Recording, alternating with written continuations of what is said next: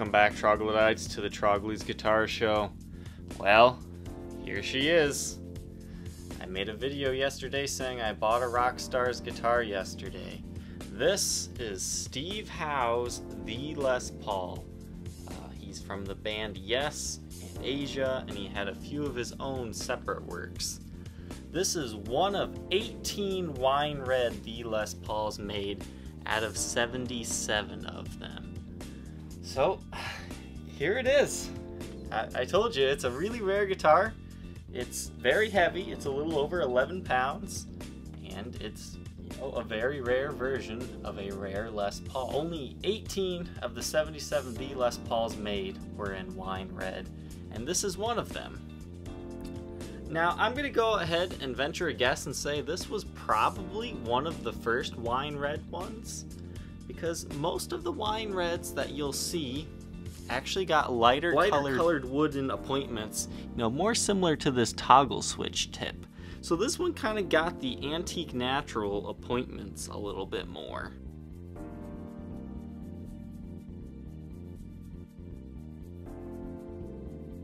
This particular guitar has been played all over the world. It can be seen in many music videos that Howe starred in many of his bands. You can see him play this guitar live. There's tons of old photos of it, and this is it. This is that exact guitar. This is the guitar that was published in his own collection book, and now I get to document this guitar for the whole entire world to see. Steve Howe's The Les Paul. On a The Les Paul, basically anything plastic was made of wood. So you can see the truss rod cover here, once again made of wood here, and it's engraved The Les Paul. You have some light aging to the lacquer on this guy, but honestly it's in pretty good shape for everywhere it's been. You've got some string change wear on the top here, but overall nothing too bad. Howe did make a few changes to this guitar. The tuner tips would have originally been like keystone pearloid tips, but he swapped them out for this kind of large button style. At one point in time these were gold, but over the years of sweat and tarnishing they became kind of a silver color. However, they are still the original tuners. The truss rod looks like it's rarely ever been adjusted. The neck's nice and straight. It's a great player. Now the fretboard on these is an ebony rosewood ebony sandwich, and they have black binding with red lines. So it's very exotic looking. They have abalone inlays, and they have very different, looks to each and every one of them. I really like this one. It's kind of got an eye to it. But it's just a beautiful fretboard. I will say, playing this thing, it feels incredibly smooth. Maybe it's because I put some nice elixir strings on it and just oiled the fretboard and cleaned it up. But it's just such a smooth playing guitar. It is amazing. And now onto the body. It's a two-piece maple top. It has maple back and sides that are kind of a laminate, and then it has a mahogany core. But what's unique to this The Les Paul is this guitar had to have been made in 1975, because the T-tops don't have the date stamps yet, and the pot code's dated to 75, even though the serial number puts it to about mid-August of 76. But this guitar was definitely built in 75. The mahogany core of this one is actually a pancake body. So if you've ever seen one of those pancakes, usually you can see here in the center where there's an extra little maple sandwich inside of the guitar. So this The Les Paul has more maple than the other ones that I've had, because the other The Les Paul that I documented did not have that mahogany sandwich, but I think that one was a 78, so that would be why. So it was very unique to see that in the control cavity.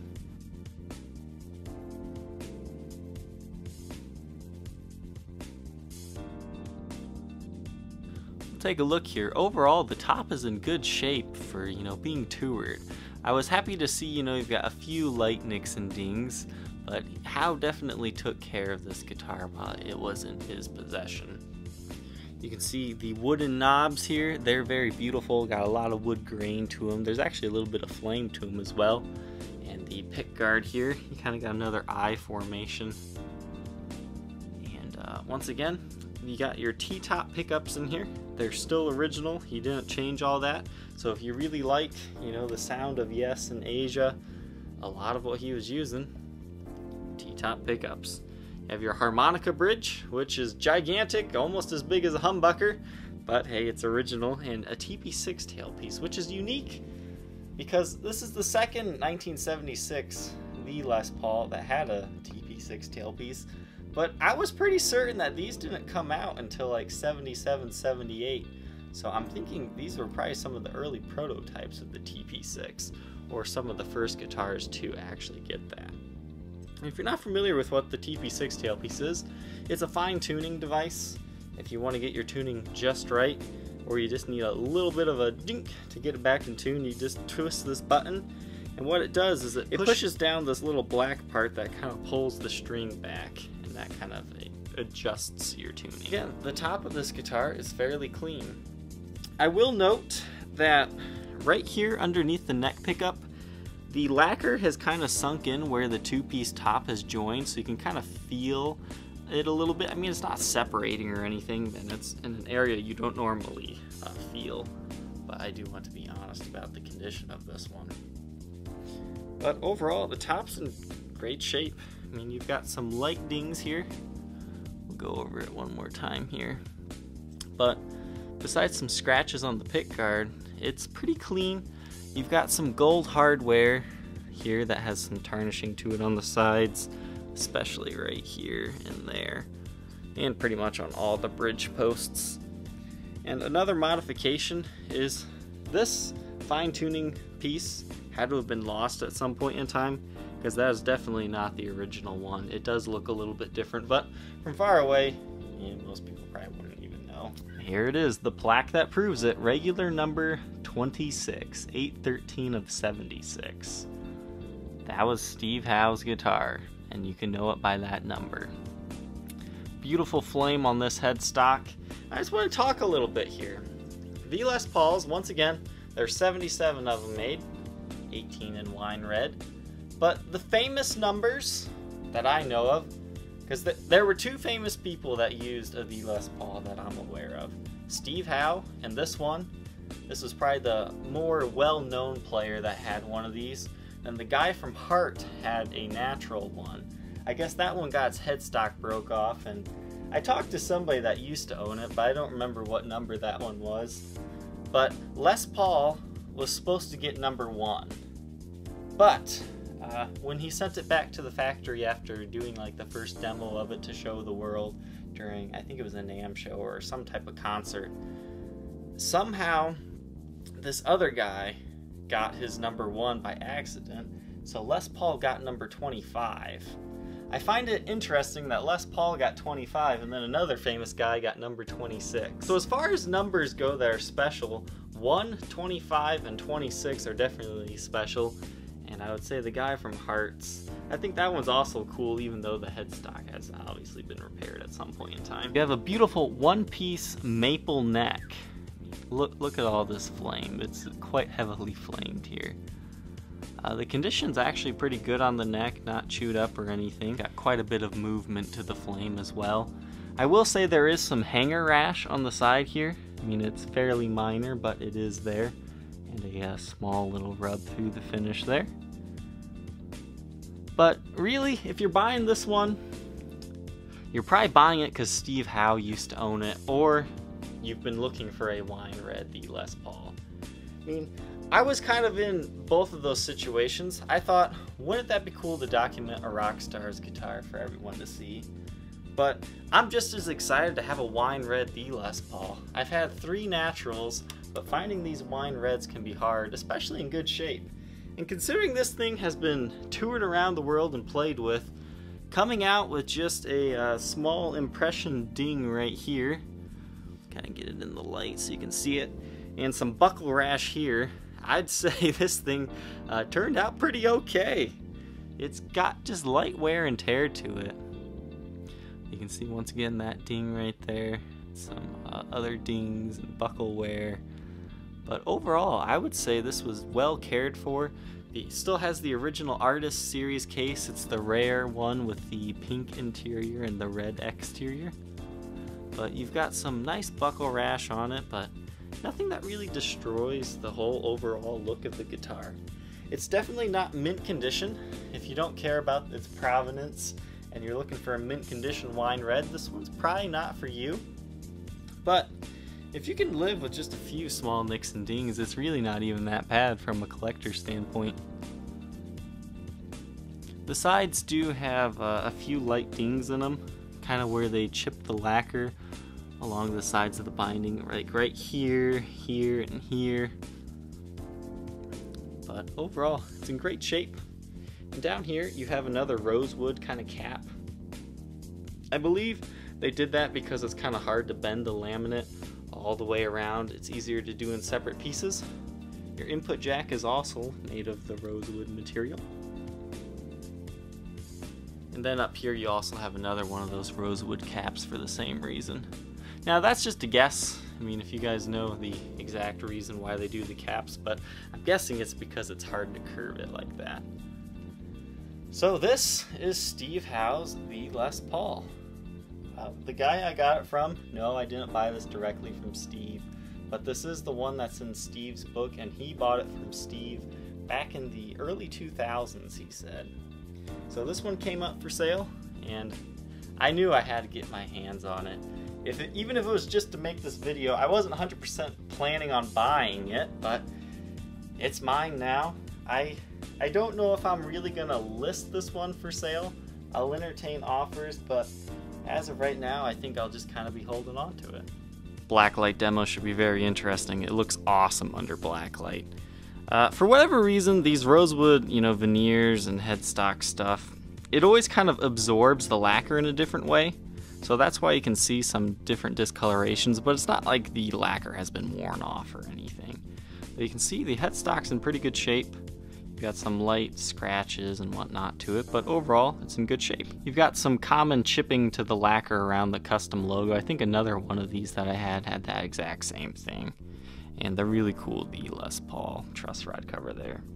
Original inlays and all that, you can't tell too much under blacklight with these guys. But take a look at this body under blacklight. It looks awesome. It's like some sort of swamp monster because it's all green. It looks like it's got the dark, murky water. This guitar is just awesome. Take a look at the condition of the body. You can see some very light, nicks and dings, but this guitar was pretty well taken care of. You can see some light lacquer wear there as well. And yes, all the wooden appointments also got finished over. Now that's not wear right there. That's just kind of how it sinks in. The only place that there's actually wear is right there at the corner of the pickup ring there. It looks like Howe wore off the lacquer there. But original pickups yet, and original finish. Now under blacklight here, underneath the serial number, it looks like Steve had signed this guitar in a very discreet way. If I turn off the blacklight, you can still see that. It's just a little bit dim. It kind of looks like a smudge when you get it in the light just right. But under blacklight, it shows up more often. I'm pretty much 100% sure that's Steve's signature. If you take a look at that, and then take a look at his book, it's the exact same as the start of his name. So you can compare those two. So regular number 26, 8/13/76, is probably just when that was stamped and when they shipped it. But this was definitely made in 1975.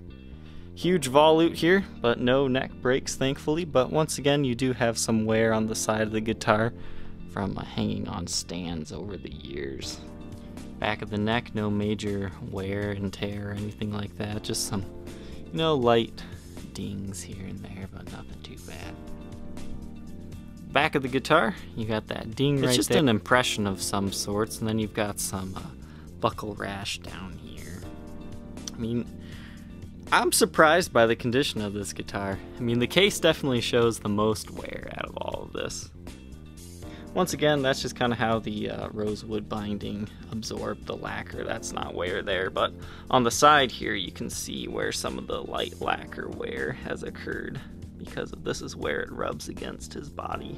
Here's some more. And what's kind of cool with the maple sides, the laminate strip of it, you got some things there, is it hides the pancake body. Alright, so inside Steve Howe's guitar collection book here, I'm not going to show you all of it for copyright reasons. If you go to page 3435, you got to flip this out, you can see this exact guitar.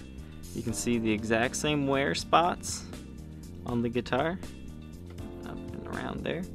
And you can see the changed out tips. They kind of look pearloid in that, but what that is that one used to be gold and kind of gold, but as you can see, they've worn away.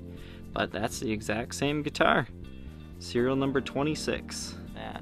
You can also see the same eye formation that I was talking about on that inlay, as well as the pick guard if you need further proof that it's the same guitar. Here's a photo of him playing it live, as well as with a orchestra. I just thought this guitar was cool. This is a late 50s custom that he put 4 humbuckers in, which I think is awesome. This red devil of a guitar weighs 11 pounds. And here's the loyal companion, the Gibson Artist Series case in the blood red maroon color.